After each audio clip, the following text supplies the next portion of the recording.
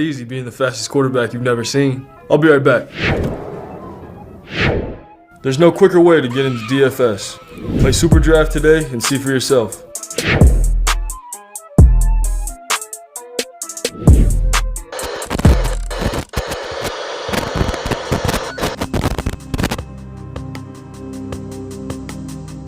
We're behind. They're all fired up.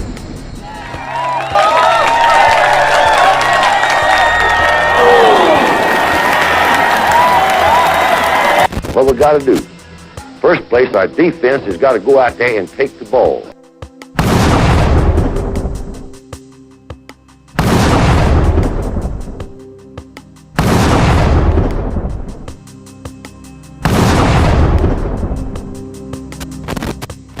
Then when we get the ball, we got to have 11 people that's going to do their job and try to score every time you get the football.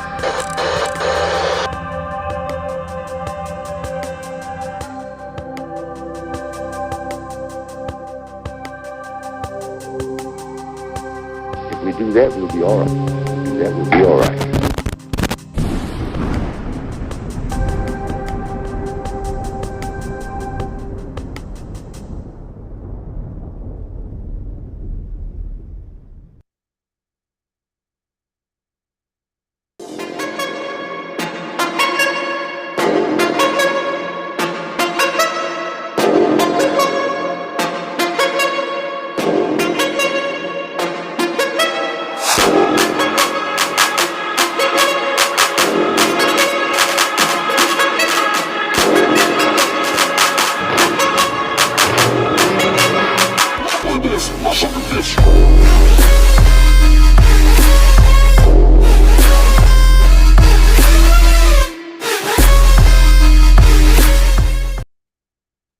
Happy Monday, everybody, or should I say happy Football University Monday on this January 30th. Listen, we know we had a great weekend of football, but listen, do I have a special guest tonight for all you football heads, Alabama, Auburn fans. We got the one and only legend, Jason Campbell, in the house, and we're going to go ahead and get it started with Jason Campbell. So excited to have him in. We're going to cover all the football exciting news, but I'm so excited to have Jason Campbell in, and as we welcome him to Football University. So Jason Campbell, welcome to Football University, man. How are you, Jason? Hey, I'm trying to stop from sweating, man. I just finished working out. I had to do an interview with Bama to work myself up, Man, it is a pleasure. It's good to have you, man. It is a pleasure. You can tell by my excitement. Like, I'm just over here excited, man. I've been following you for a long time, man. Playing against you and Carlos Rogers and against that 2004, 2005 team. It's a pleasure to have you on. I consider you a legend, even though I'm an Alabama guy. I feel like I'm talking to Auburn lore right here with Jason Campbell. So, first, I want to dive in, just tell us about, coming from Taylorsville, Mississippi. What was your recruiting like? I always wanted to ask you, what was it like to be recruited coming out of high school? Tell us a little bit about that. is the simple thing is a lot of kids think you got to grow up in these big cities and be recognized. But I grew up in a small town in Mississippi, probably about 2,500 people in school, but we was known for winning state championships, and we always competed against the 6A schools because I don't get play nobody. So our coach was scheduled not only the 6A, but the 6A teams that go every year, and we would beat them. And everyone said, I don't know what y'all do down there, and that's small. Always put out athletes, and Yes. we're just hard work, man. My dad was a high school coach. Coached me up in the yard and high school. Also was my head basketball coach, so I kind of grew up around the game. I grew up like a sportsman, not just football, but all the sports. And when I got to about 10th grade, they actually came to see one of our running backs at the school, and they saw my tall, lanky 7'9", and everyone was like, "Hey, who's that kid over there that can throw the football?" And we're playing in some games that year. Started my sophomore year, but by the time my junior year, man, I had like 50 scholarship offers. From that on, my brother was playing at Mississippi State at the time, so I always want to play in the SEC because I saw the intensity and I saw how the fans get into it and gets rowdy, and that was I told everybody else, I said, "Hey guys, no offense, I just want to play in the SEC." To all those schools, and I made my decision, come December, my senior year. So real moment. It was a great opportunity. I was blessed, and like I said, that was without social media and all these have to go looking for it. It'll find you. Yeah, those were the good old days. I tell kids back then, they had to read about you and go find you. If you were talented, they were going to find you back in the day. We didn't have all this technology advantages that these kids have today. But, I want to ask, you said you had over 50 scholarships, and we know the state of Mississippi produces a ton of talent consistently. Did you have any top schools outside of Auburn? What were kind of like your top 3 schools for you being recruited? Yeah, it came down between Georgia. Those are 3 schools it came down to. Tennessee was heavily on there. Florida at the time. But, I said Tennessee, Towers of T. Martin, he was there. And, I remember watching everything. And then also at Georgia, Quincy Carter was there. Quincy Carter. And different. I remember watching Damian Craig when he was playing as well. And, and LSU was backyard. Like they was like a 2.5 hours away. They was the closest out of all 4 schools. I just felt comfortable at Auburn. When I went on my visit, I remember being there with Ronnie Brown and nice. And all those guys. We was all there together. And they was actually playing Alabama in the Iron Bowl. Wow. But when they lost the game, their fans was so like just nobody fussing at the kids, when nobody arguing or upset. You saw people with tears in their eye, hugging each other and supporting the team, even after a tough loss. And I saw the guys like, "Hey, we're gonna come to Auburn and do something special, and we're gonna come and do it together." So all of that at that time to come to Auburn and change history. Wow, man! Just seeing how you all guys were, Devin Arumashadu, Ben Obumanu. We're gonna transition to your Auburn. I remember, y'all used to put up the fingers with Tommy Tuberville on us when I played there. But speaking of Devin Arumashadu and Ben Obumanu, what was it like? I played receiver at Alabama. My first Iron Bowl, I remember playing against you guys, Junior Rose Green, Carlos Rogers. Just to be on that field, and a lot of people say y'all should have won a national championship that year. But being a receiver, what was it like playing with Ben Obumanu and Devin Arumashadu? I used to, get recruited by those guys and seeing those guys. They were really cool. What was it like playing with those guys? Well, first and foremost, they was outstanding guys, as well as on the field. Great guys, man. Great in the community. Great in the academic. Couldn't ask for a better receiving core. You look at the easiest thing for me was they was all tall. Yeah. Devin was about 6'3", 6'3". Anthony Mitz was about 6'5". Courtney, and then we had maybe one or two shorter guys in there. Jairus Mack. My receivers were big, strong guys, prototypical style receivers, and we had such a good a lot of time all season. Expect them. I think when you expect them to be there, and they want to make sure that they're getting to the areas of the zone in a timely manner, and it was all about chemistry, and it just didn't start in the season. Like we would spend time together as well. You build that camaraderie, you build that brotherhood, and then once you get flows because you're so used to each other. And like I said, what a great group of guys. I wish we had more time together because that was an outstanding group, man. Most the big I've ever been around as a receiving core was those four guys together.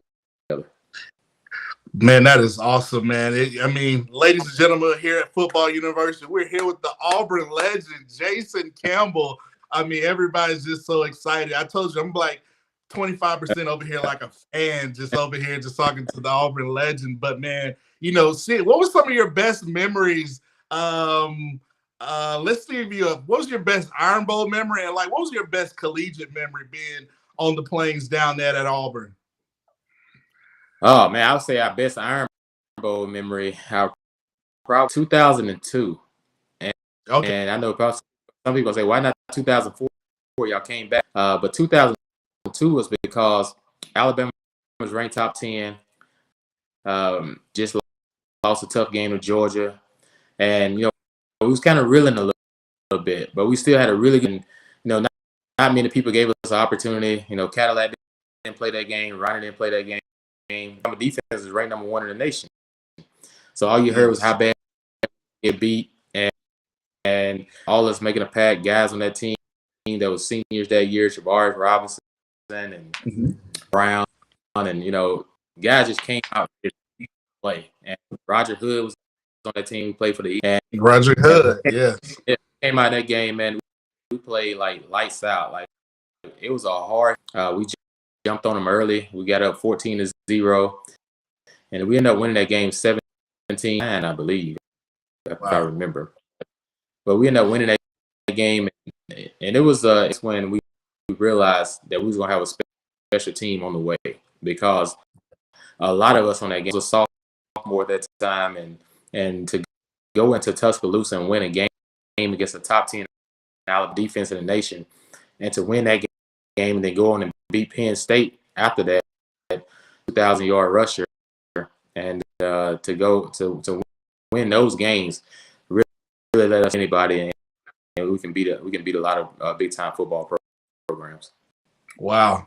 Wow, that's awesome, man. Sitting here with the legend Jason Campbell, QB legend from Taylorsville, Mississippi, went on to Auburn.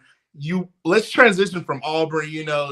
It's funny me seeing Coach Tuberville, now he's like a senator and everything, being recruited by him, and Coach Price and Coach Knox being recruited by those guys. It was pretty cool. But transitioning from Auburn, you get drafted by the Washington Redskins, and I'm going to hold your Super Bowl pick. I'm going to see if you're going to keep it in the NFC.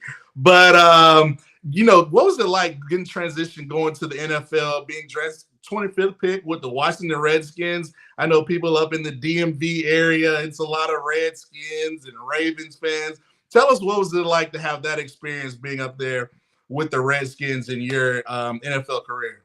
Well, for one, it was a cool experience because you get drafted by Joe Gibbs. One of the all-time legend coaches in pro football. I understand, he came back around the second time.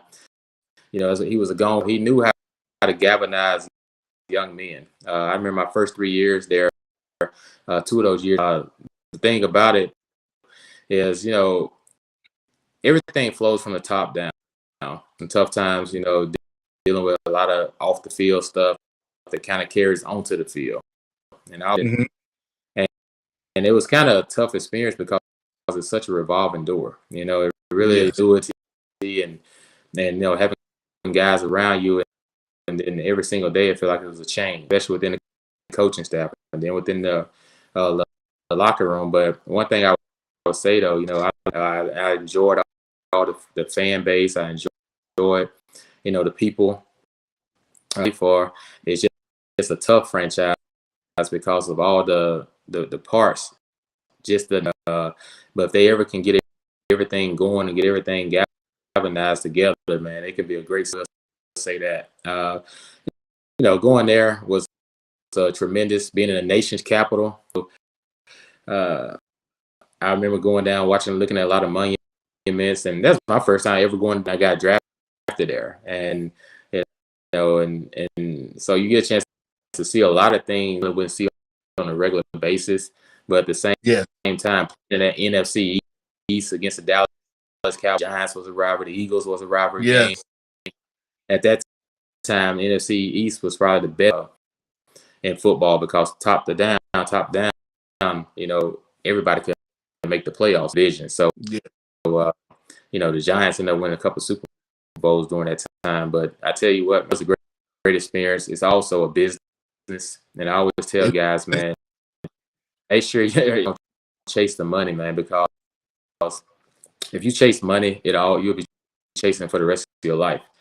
Based off your heart and based off where you feel like is what's best for you. Go a long ways and you'll be a lot happier that way. That's awesome, man. Yeah, I always try to tell kids, don't chase the money to your point, but get your education. That's where you get your power, and it's gonna last you a long time. So I gotta ask, being a Washington Redskins, I'm gonna try to do rapid fire because I know you're busy. You gotta go. How do you feel about the name change from the Redskins to the Commanders? What are your thoughts? Do you like the Commanders, or what is it from a former player? What are your thoughts? It was a tough change of society as well.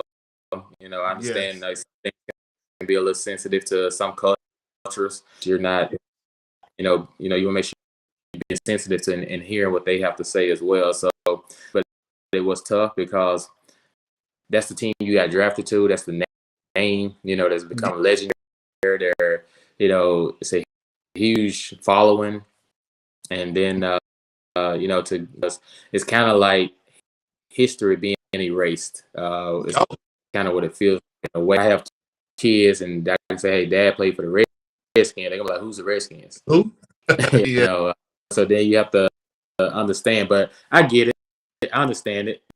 I'm not a huge fan of his name, but I understand they try to make a quick decision as quick as they could.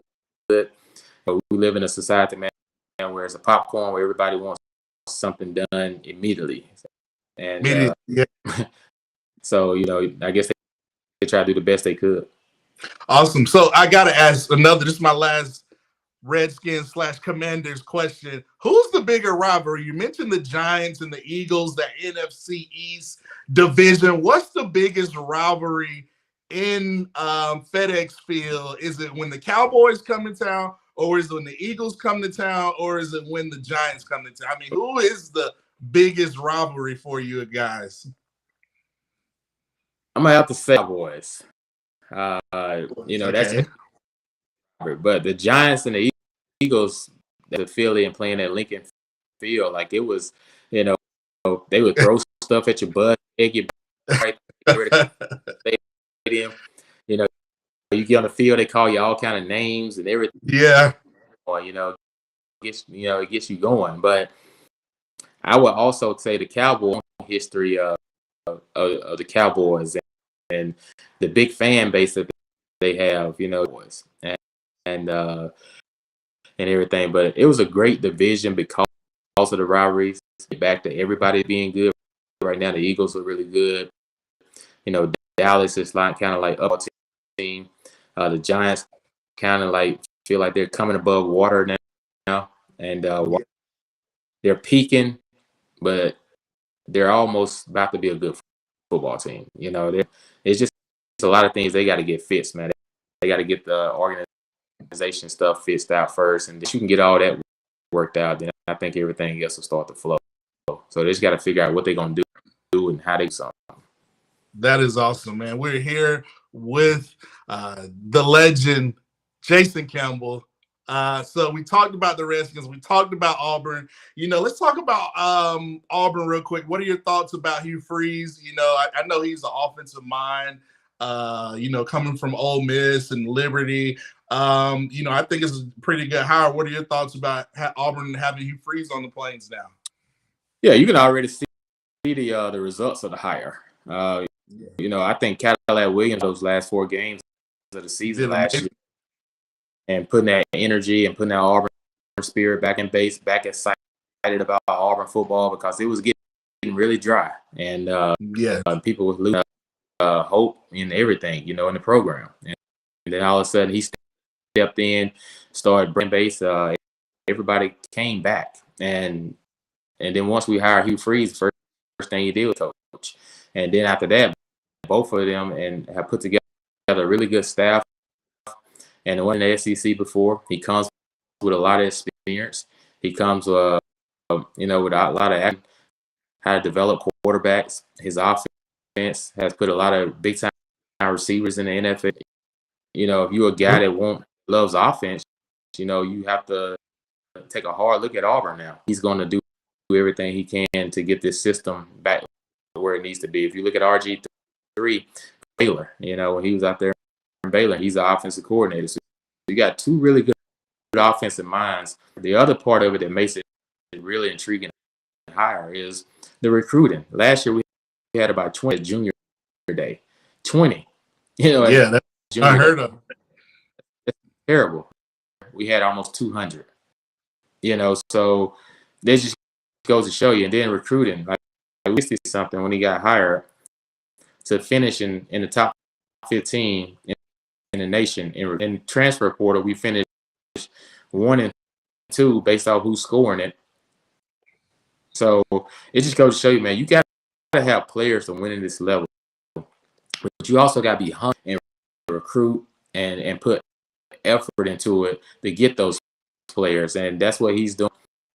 And I think they're gonna have a pretty good season this year because of the transfer guys, along DJ James and Nehemiah Pritchett coming back at the cornerback position. But we went and got 2 linemen, and you go and you get Demario Tolan from and get Austin Keys from Ole Miss, experienced guys, still young guys, both years play. So I just think they've really done a good job in going out at that position, and even in our interior with Justin Rogers and Lawrence Johnson and all those guys. I think the portal are going to do some good things for us on the defensive side of the ball as well. But offense, and you win the game in the trenches, and that's what he went and did.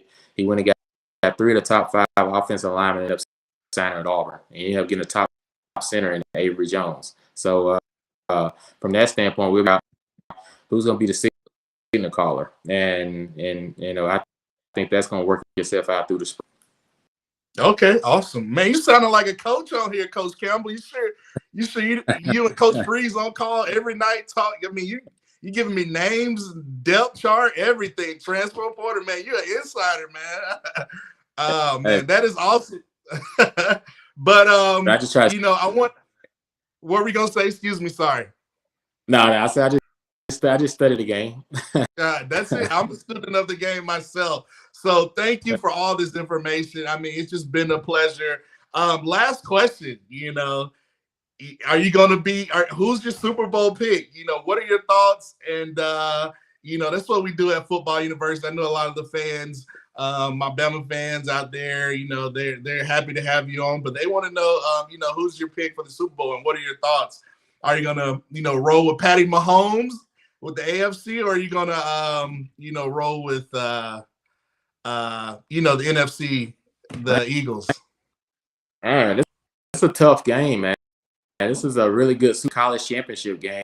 And, this one here lines up pretty good. You got 2 ball offenses are both dynamic. You look at the Eagles, they can run Jalen a lot in the rushing game. So you can't just key on the running backs, but you got to, respect pocket as well. I understand he's still dealing with a little bit of shoulder injury. Those guys up front have been getting after the quarterback and everything. And he haven't been as challenged as Kansas City and getting to the Super Bowl, but have to play. And, they dominate at the play. And, it's unfortunate the 49ers quarterbacks got hurt. That's just, it's just bad fortune. But at the end of the day, this is going to be a game of the Eagles' run game, but can the Eagles' secondary stop the Chiefs' passing game? And it's a toss-up. It's a toss-up. But I like Jalen. I think he carries himself as a real good pro. I like Mahomes. Both carry themselves as real good pros. Mahomes even close to being arrogant. He's just he's confident in everything he does. The only reason I say the Chiefs is because of the experience. They've been there 3 times with the last you have to lean towards experience, and with Andy Reid as the experienced head coach, I would probably. Nice. Awesome, man. But I got to end, but can I ask you one more question? NFL question. I'm like a fan. Then we'll let you go. We'll ask about your social media. So you played for the Redskins. A lot of people don't fail to realize also that you didn't play with the Raiders. What was it like being in the Raiders, the silver and black, Al Davis? I mean, what was it like to be a part of the Raiders? Talking about the whole AFC West and the Chiefs and everything, I had to ask about the Raiders and Al Davis. What was it like being a Raiders and under Al Davis? Yeah, and I enjoyed it. Raider Nation, once a Raider, always a Raider. What they always say. And first got to Oakland, went and met Al Davis and sat in his room and see all these great players on the wall. And he said, "What you notice on that wall?" And I said, I see, Hall of Famers. He said, it's one saying, just win, baby. Just win. And, he was such a player's guy. He loved his players, man. Like, even the guys that would do things for him and help them out financially if they needed help. He was just one of those. But Raider fans, man, are some of the best, fans. I'll say that. They are diehard. They travel really well. Like I said, playing in that black hole, come and play. When I was out there, I had a really good career. Actually taking off, broke my collarbone in 14 different places. And then trade for Carson Palmer at the time.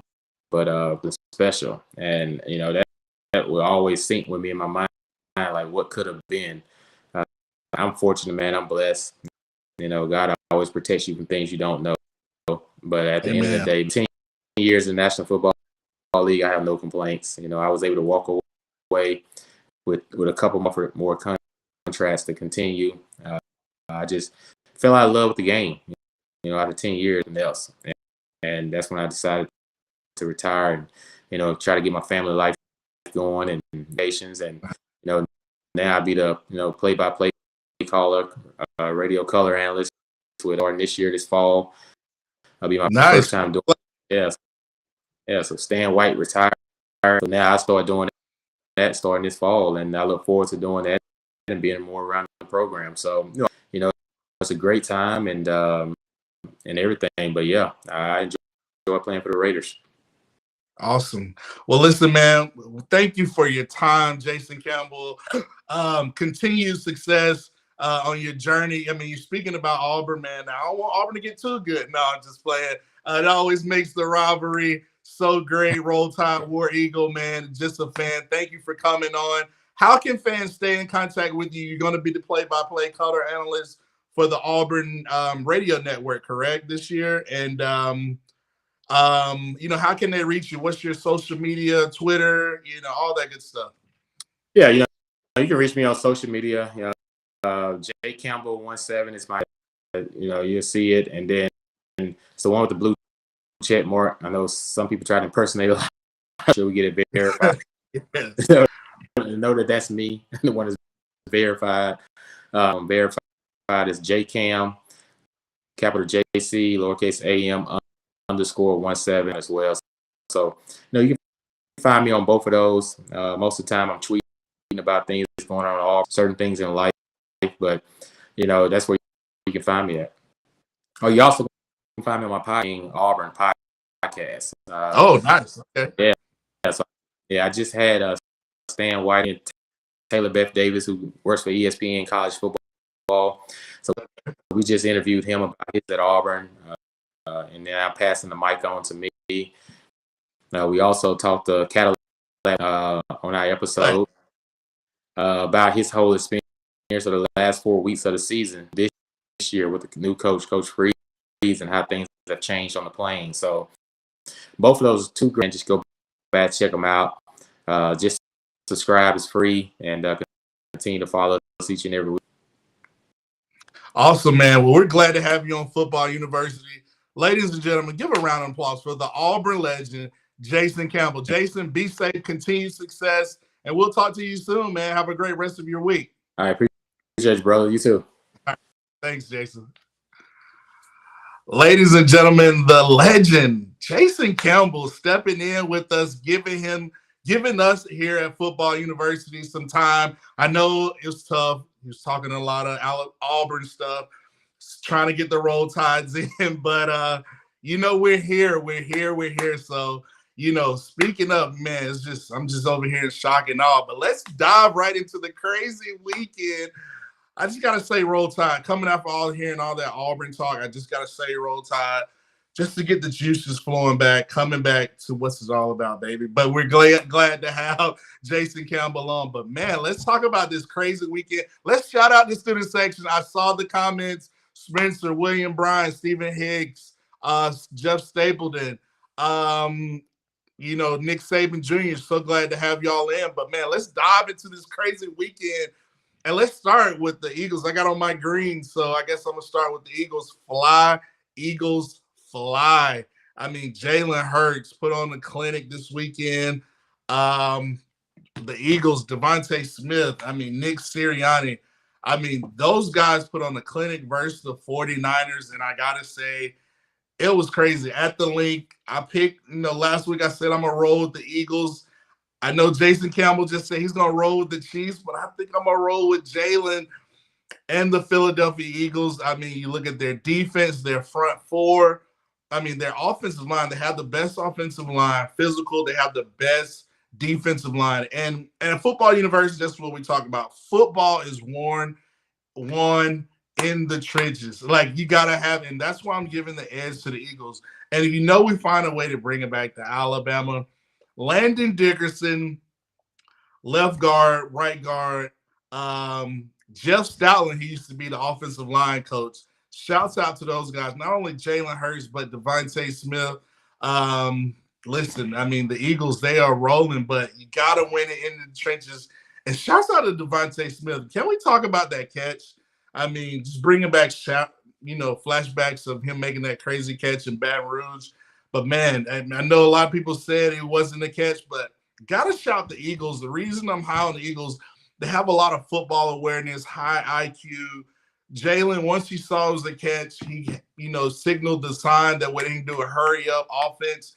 That way, Kyle Shanahan and the San Francisco 49ers did not have a chance to challenge the play. So, those guys, those little details is what's going to separate teams. And it shows they've been consistent all year with their play, their coaching, their development, their scheme offensively. The Eagles are rolling. So fly, Eagles, fly. But I do want to talk about the other side of the NFC Championship. The San Francisco 49ers. I know we got 49ers fans. Brock Purdy gets hurt and everything, and they just lose their stuff. But I'm like, listen, Christian McCaffrey is a dog. I got to say, he had that one of the best runs I've ever seen. He was very consistent, but I want to go, DeMeco Ryans, I felt like, big shout out DeMeco. We'll talk about him later. Some good news hearing about him in Houston, head coaching job. We'll get into that. But, man, Kyle Shanahan, I don't know what it is about Kyle Shanahan. You go back to when he was the offensive coordinator with the Atlanta Falcons and them being up 28-3. Falcons fans, forgive me for bringing that up. But, man, being so close to winning the Super Bowl then going to San Francisco, losing to Mahomes with Jimmy Garoppolo in that Super Bowl. Then this year, having all the injuries, you lose Trey Lance, you lose Brock Purdy just now, you lose Jimmy Garoppolo. But for me, Kyle Shanahan, this is one of the notes. I thought Kyle Shanahan should have just went Wildcat. I know he was trying to pass the ball with Josiah Johnson, but listen, you got Deebo Samuels, you have Christian McCaffrey. Just go rotate, running Wildcat and jet sweeps. I feel like Kyle Shanahan could have done that. A lot of mismatches instead of trying to throw the ball, because I thought he could have took advantage of running the ball. But listen, credit to the Eagles, that front four. Brock Purdy, I mean, he got hurt, but it looked like he didn't want to play the rest of the game. Like he didn't want no smoke. But man, kudos to the Eagles fly. But I had to talk about that. But crazy weekend. And then we go to the AFC side, who, Jason Campbell said he's rolling with the Chiefs. I mean, the Chiefs, and it was some questionable calls. They're in Arrowhead. A lot leading up to this game. A lot of talk, which I love about the AFC Championship. You had the Cincinnati mayor, come out and I think in the town hall meeting, city hall meeting with his aides, and he basically says Patrick Mahomes needs to check get a paternity test because he thinks Joe Burrow is his daddy. I mean, guys were talking crazy cash money. The Bengals, I had the Bengals pick. I mean, they beat Buffalo. Then after the game, they're talking about we're going to Burrowhead and all this talk. But the Kansas City Chiefs, they kept staying focused. They didn't say anything. So when they met on the field, I mean, it was a close game. But kudos to the Kansas City Chiefs. And, they talking about fighting adversity. We'll talk about that. Patrick Mahomes was like the Karate Kid out there, on one leg, one leg staying in the pocket and making it happen. But kudos to the Chiefs. I mean, they lost some of everybody. But to me, unlike Kyle Shanahan, I got to give credit to Andy Reid and Eric Bieniemy. I'm high on Eric Bieniemy. I think Eric Bieniemy should be a head coach. Difference in Kyle Shanahan. Shanahan lost his quarterback, didn't really have the best game plan. But you look at Eric Bieniemy, he lost Kadarius Toney, Juju Smith-Schuster goes down. But these guys, they were able to keep going to plan B and plan C and plan D. They utilized Scantling, Travis Kelce. But, man, kudos to the Kansas City Chiefs. And this is going to set up for a crazy Super Bowl. Like I said, I think I'm going with the Eagles. Jalen Hurts, all the Bama guys, Landon Dickerson, Josh Jobe, Devontae Smith. I'm rolling with the Eagles on this one. So let's get to the student section. Let's see what they're talking about. Jeff Stapleton says, Niners fell apart like wet paper sack. Let's just be honest. I mean, I agree. That's why I'm placing some of the onus on Kyle Shanahan. Like, I think he's needed to have a better plan B, C, or D, and I think he just should have went Wildcat with Deebo Samuel, Christian McCaffrey, a lot of jet sweeps, misdirections, continue running ball, because it was going to pop. Christian McCaffrey was actually one of the hot players. Deebo, he's so explosive. You got Kittle. I mean, you could have done a lot, but it was interesting. Got a lot of roll tides. Stephen Hicks says, the 49ers had a Bama year, close but no cigar. Ooh, savagery. William Bryan said, I saw the Eagles fans taking it to the streets. You know how the Eagles fans are. They started greasing up the polls at what 2:30 in preparation of the Eagles fans going crazy, trying not to tear down the city. But man, you know how it is. Eagles in the link. Listen, it's gonna be crazy. But now they go to the Superdome in Arizona. I think both teams are great, have good familiarity out there in Phoenix. It's going to be a great Super Bowl, so I'm excited. So let's transition to the next topic. Roll Tide. Stephen Hicks says, did you guys see Saban going to see OC Jeff Levy? No, I haven't seen that. But I did hear some news about Washington's OC today. But I want to transition to my next topic, and I want to just shout out Jalen Hurts. Bama fans, we love Jalen Hurts, but I got to give Jalen his flowers. I mean, the guy fought so much. He fought adversity, but he still stayed at Alabama. He was able to, win another SEC championship, go to the playoffs, win win a national championship, even after getting pulled. But talking about the character, Jalen Hurts, the relentlessness, the perseverance, the tenacity that he has, all those intangibles that you need to be successful. And as Alabama fans, we're just so proud of Jalen. He did it the right way. And for him to be in this position, just kudos for Jalen Hurts. But it just goes to show you the type of character, the type of integrity, the type of grit that Jalen Hurts has. And I just wanted to shout Jalen Hurts for that. Interesting news this weekend. I know we mentioned DeMeco Ryans. I'm excited about DeMeco. I mentioned Eric Bieniemy. But man, DeMeco could be the next Houston Texans coach. Latest news that I've heard is that he's supposed to. It came down. The Denver Broncos had very high interest in him. They wanted to bring him in for a second interview, but I think DeMeco's going to be the head coach for the Houston Texans. I believe they bring him in for a second interview this week, and from what I'm hearing, DeMeco's basically going to be the man. So I'm so excited for DeMeco. So kudos to DeMeco Ryans. Can't wait for he gets this job. Playing a guy ran the Crimson Tide. I mean, being one of the few African-American head coaches, I think that's just huge. So DeMeco, if you need a GM, assistant GM, contact Matt Caddell here at the Football University. You should be seeing my resume here soon. But yeah, shout out to DeMeco Ryans. But it's funny in the offseason hires. I mentioned the Denver Broncos. Carolina Panthers hired Frank Wright, which is not a bad hire. I know you want to go with a veteran guy, but it was kind of like, it was kind of mid, as they say, or mid-hire, as they say. I thought Carolina could have really went in a more of an offensive, aggressive type mind in that division. Probably going to lose Tom Brady to the Bucs. The Panthers have, I think, a top 8 pick. I mean, all signs are pointing to like a Will Levis, CJ Stroud, or they might trade up for Bryce Young. And so, speaking of Bryce Young, I mean, I think this guy's the number 1 pick. So, I mean, it doesn't get any better than that. But how cool would it be? DeMeco Ryans, the head coach at the Houston Texans, and the Houston Texans draft with the number 2 pick, or they trade up and get Bryce Young. How cool would that be? Man, that would be awesome. So I want to talk about the hires. I want to talk about the crazy football weekend. I want to talk about Jalen. I want to talk about the Eagles, things that are separating great teams. Let's talk about the penalties, man. Something Alabama had a tough year about, but the penalties, man. The officiating was a little iffy. I know Bengals fans are really upset about some calls here and there, and maybe a 4th down, an extra 4th down.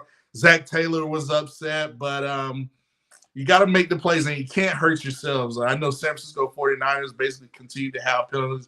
Seemed like anytime they got momentum, it was a flag here and there. So you got to have more discipline. And bringing it back to Alabama, Alabama's got to get better at their penalties, having that discipline. I know somebody in the student section was saying Alabama's got to get back to that arrogant, confident, dominating Alabama football team. And I think we will do that.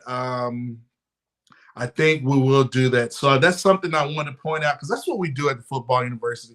We talk about everything football. We get into the details. That's what we do. Let's get to the student section. Let's see. Jeff Saban said you got to have a QB, man. Chad Johnson fell apart. He couldn't do anything but fumble. Stephen Hicks said, I think Saban is at their high-octane offense and knock your teeth out defense. You listen, I am too. Coach Saban here at Football University. I want Jeremy Pruitt. Pull the trigger on Jeremy Pruitt. We want Jeremy Pruitt. I think, like I said plenty of times, I think Pruitt is the guy that's meant to be the Alabama defensive coordinator. Let's get to a question right here. Spencer says, Matt, agree with your praise for Jalen.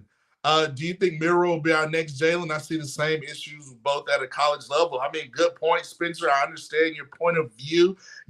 I do think, me personally, from what I've seen, Spencer, I believe Jalen was in a better situation than what Miro is. And I think Jalen came in and was that guy. Miro, he came in, he wasn't that guy. Bryce was that guy. He never kind of threatened Bryce for that position, but You look at Jalen Hurts when he came in. I mean, he basically took over for Blake Barnett in that game versus USC. When Jalen came in, we were rolling, leading us to a national championship, SEC Player of the Year, another SEC championship, playoffs wins.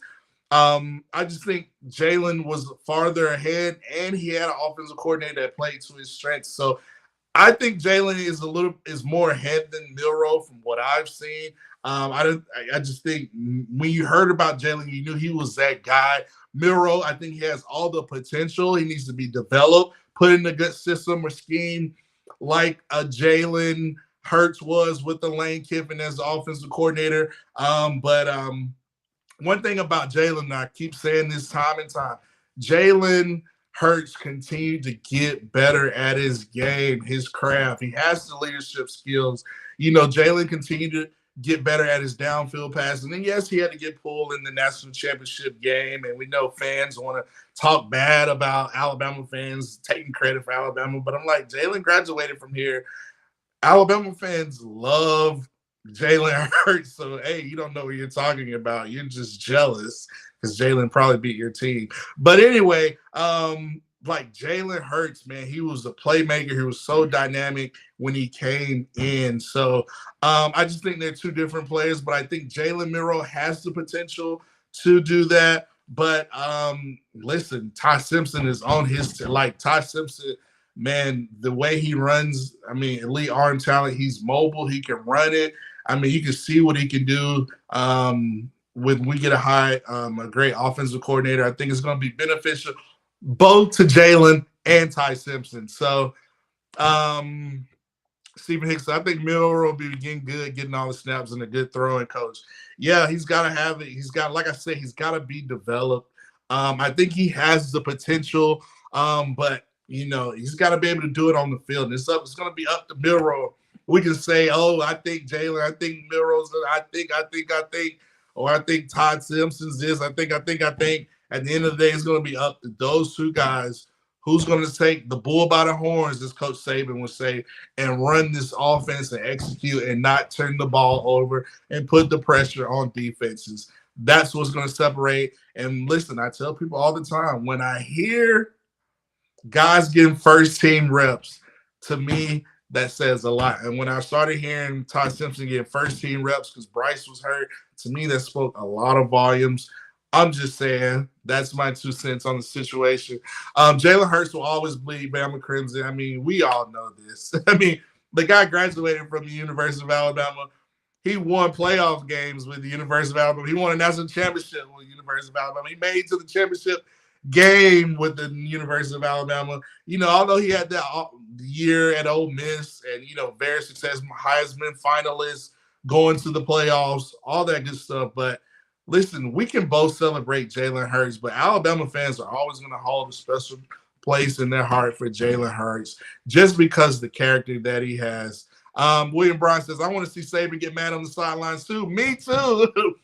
I want to see Saban get back to that militant type of, aggressive, making sure he running a tight ship, making sure he's all hands on deck and, might have to get a little dirty, You don't have to be the CEO delegator, but, I want him to make sure everything's buttoned up, tightened up offensively from his coordinators and defense, and we are dominating, going back to winning national championship.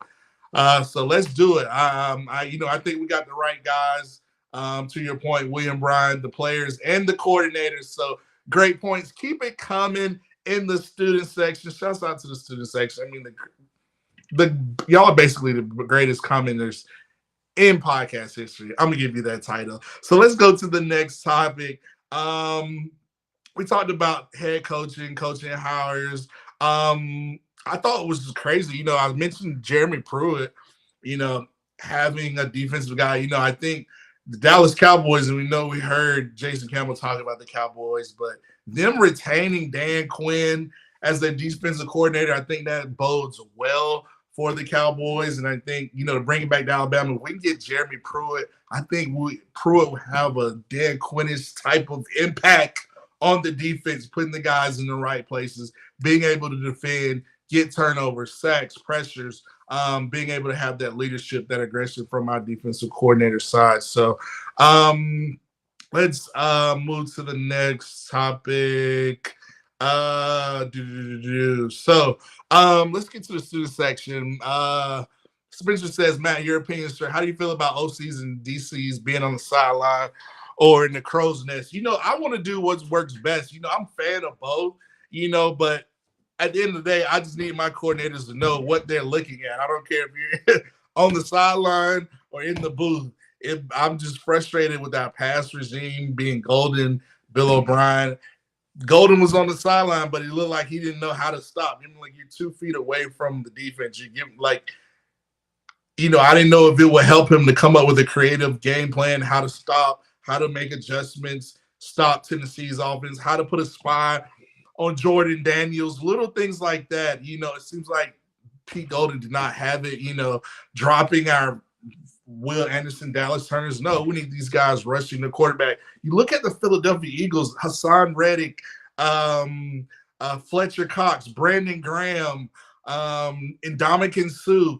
He rushes those guys. Good defenses are worn in the trenches and get to the quarterback. And that's how Alabama's defense got to get back. And I think they will get back with that with a Jeremy Pruitt. I'm all for Jeremy Pruitt here at Football University.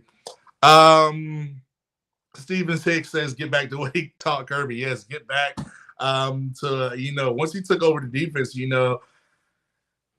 get to the national championship. We lose that Clemson game. Clemson has that long drive, but Pruitt was able to bounce back, and he did have one of the best defenses on paper. I mean, Reuben Foster, Minka, Deron Payne, Bragging. I mean, it was just, that defense, Eddie Jackson, Tony Brown. Defense was nasty.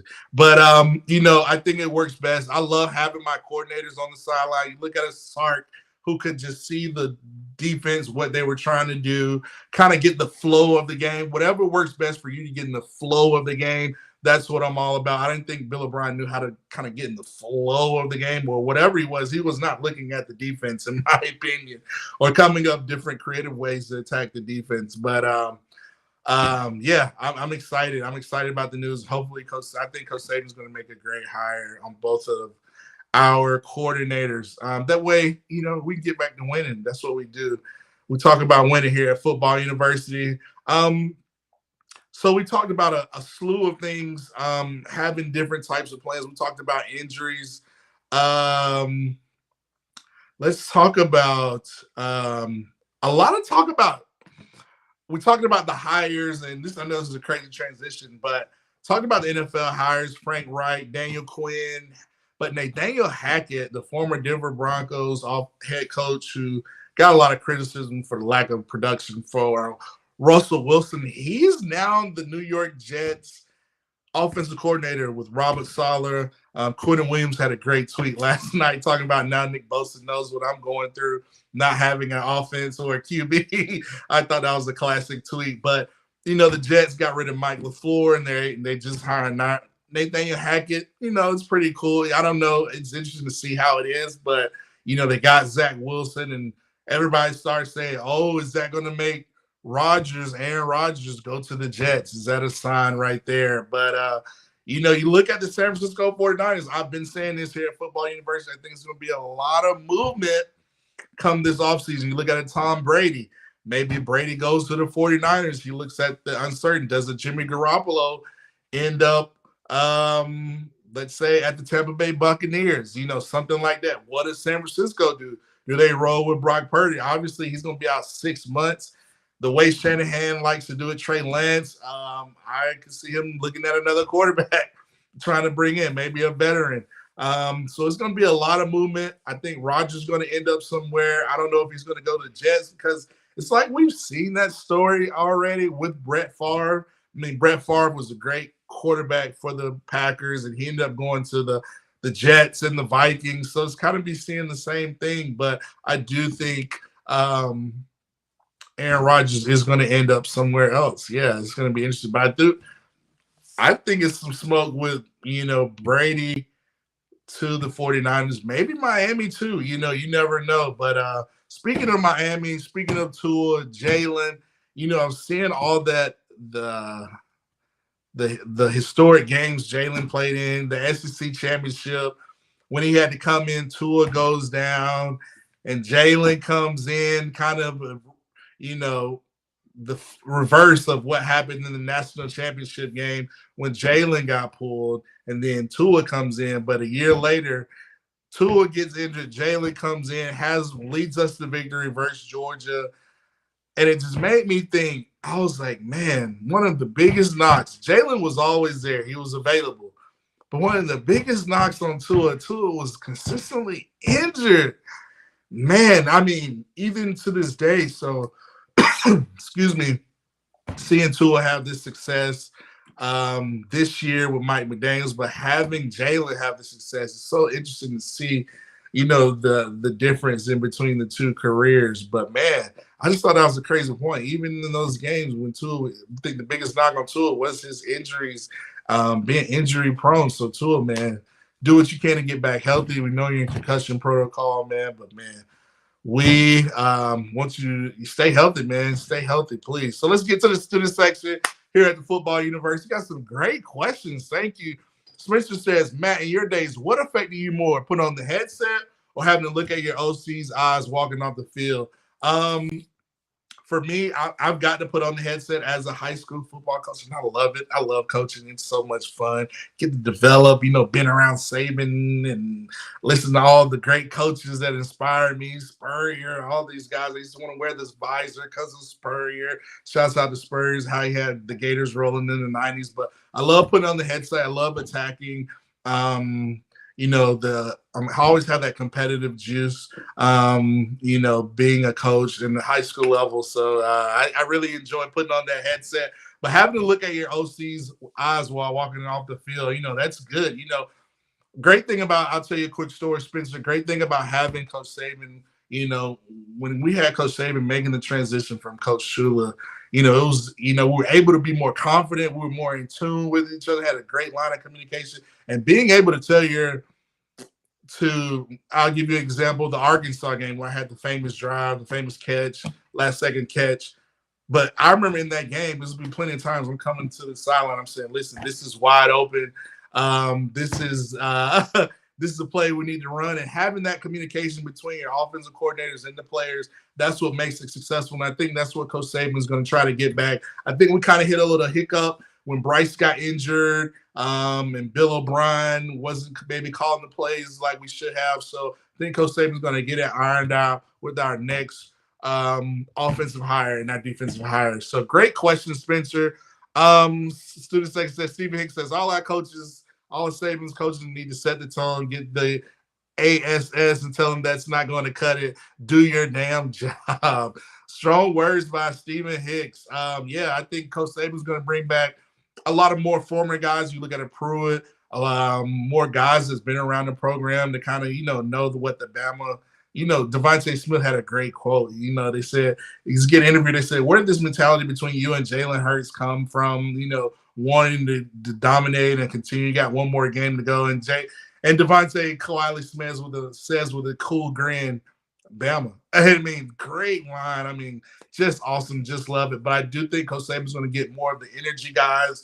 You look at what we had with Cochran and then Kirby and Pruitt, guys who bring a lot of juice, who gets players riled up, who sets the tone. To your point, Stephen Hicks, I think Saban's going to do that. And that's going to keep Saban militant. It's going to be a perfect balance. So it'll be helping Coach Saban get back to being dominant. William Bryan said, I didn't know Rodgers was on the line. No, he's not on the trading block, but it's just rumors I was saying with the Nathaniel Hackett, line going to the Jets. A lot of people saying, does Rodgers leave? But I wouldn't be surprised if Green Bay doesn't make a trade. Matt, how do you feel about NFL coaches coming to college? They don't have to recruit in the NFL. That is a loss of family time. But it's still busy. I know a lot of NFL coaches, they say, they might not want to do the recruiting, but it's still time consuming. Being away from your family, it's just a different type. You have to go evaluate, put up these long hours, game plan, but it's different. But the great thing we got, I'm a big fan of college coaches. Some college coaches that I've liked, like a Joe Brady, Those type of guys. Sarkisian was a former NFL coach. He was with the Falcons. They did okay, but when he came to Alabama, our offense, he was able to roll. And I think it was important for Saban and the new offensive coordinator, whoever it is, call your system, call your plays, but we need to be able to take bits and pieces of what's working well at other places and incorporate into that our offensive scheme. That way we're constantly involved and we're able to throw so many different things, attacks on the defensive end. So great question, Mr. Spencer. Brittany B says, what do you think about Ryan Grubb interviewing with Bama? Ryan Grubb is the offensive coordinator with Washington. Washington is probably number 2 in the nation in points allowed. I mean, he got the most out of Michael Penix, the quarterback. That would be a great hire. I mean, you're talking about high octane offense. I think Ryan Grubb would be a great addition to the offensive staff. Brittany Roll Tide, William Bryant. If Saban wants him, I think he would get him. I agree. I totally agree. So just a great show tonight. I mean, having Jason Campbell with the crazy football weekend, I was just so excited to get here. Thank you for joining me here at Football University. Join us next Monday. We'll pick back up. We'll start talking more about the Super Bowl. We'll get into some more draft stuff. Senior Bowl. We'll talk about some things next week. But this has been another edition of Football University. Thank you again to all the student sections. Roll Tide Roll, William Bryant, B, Lori Caddell, Stephen Hicks, Spencer, Nick Saban, Jeff Stapleton, Todd Colburn, William Bryant, the whole crew. Shouts out to the student section. Thank you for tuning in. This has been another great edition of Football University. Enjoy the rest of your weekend, and let's get prepared next week and get our Super Bowl picks in. Have a great one. Peace.